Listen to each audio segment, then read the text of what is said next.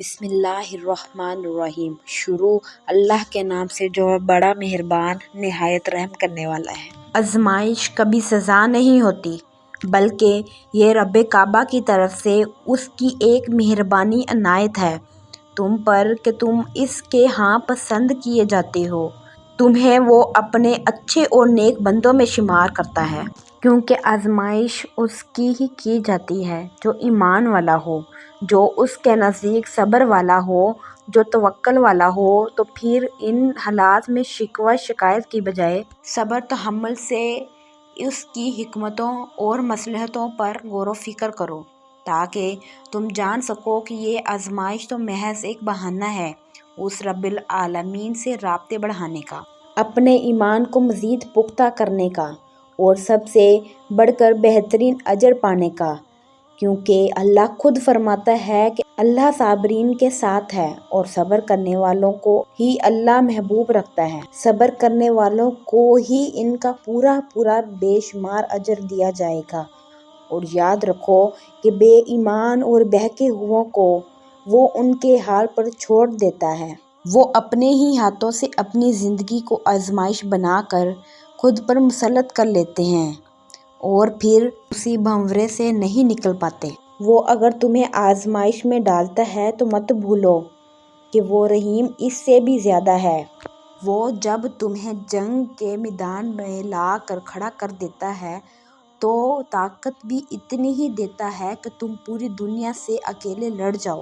تو پھر یہ مایوسی کیسی؟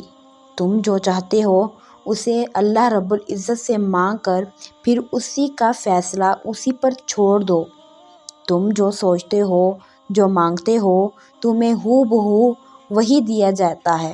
تو پھر وہ مت سوچو جو تم سے نہیں ہو سکتا، بلکہ وہ سوچو جو تمہارا رب کر سکتا ہے، اور تمہارا رب تو سب کچھ کر سکتا ہے۔ تم جتنی دفعہ دعا مانگتے رہو گے اللہ رب العزت اتنی ہی دفعہ تمہاری دعاؤں کے جواب دیتا رہے گا۔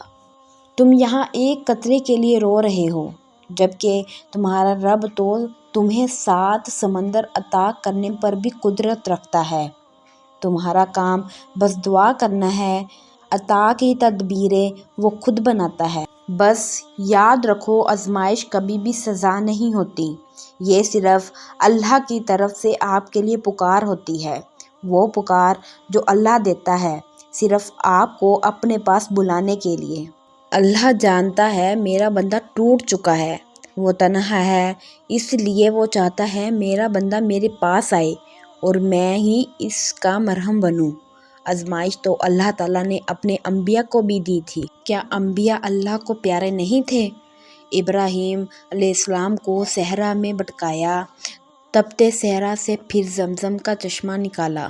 یوسف علیہ السلام کو اپنے خون کے رشتوں سے آزمائش میں ڈالا، تب جا کر مقام بھی دیا۔ اور حضرت محمد صلی اللہ علیہ وسلم کو یتیم پیدا کیا، بچپن میں ہی ماں لے لی، اولاد دی تو وہ بھی سب اپنی زندگی میں ہی اللہ کے پاس جاتے دیکھا، سوائے ایک بیٹی کے۔ بس ایک بات یاد رکھے، اللہ آزمائش میں ڈالتا ہی اسے ہے جسے پسند کرتا ہے۔ بس توکل رکھیں، صبر کریں، سب بہتر سے بہترین ہو جائے گا انشاءاللہ۔ اللہ پاک ہم سب کو دین سمجھنے اور اس پر عمل کرنے کی توفیق عطا فرمائے۔ آمین ثم آمین یا رب العالمین۔